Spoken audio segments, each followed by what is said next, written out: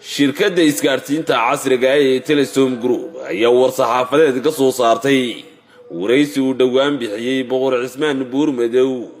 kaasoo sheegay in madaxweynaha Jamhuuriyadda Soomaaliland Mudane Muuse Biixi Cabdi uu si khasaba shirkadda Telesom u weydiistay inuu sheer ku yeesho war-saxaafadeedkan ka soo baxay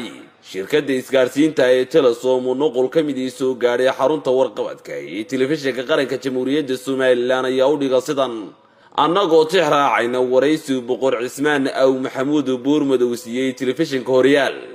waraysigaasi oo la baahiyay 15 Sebtembar 2022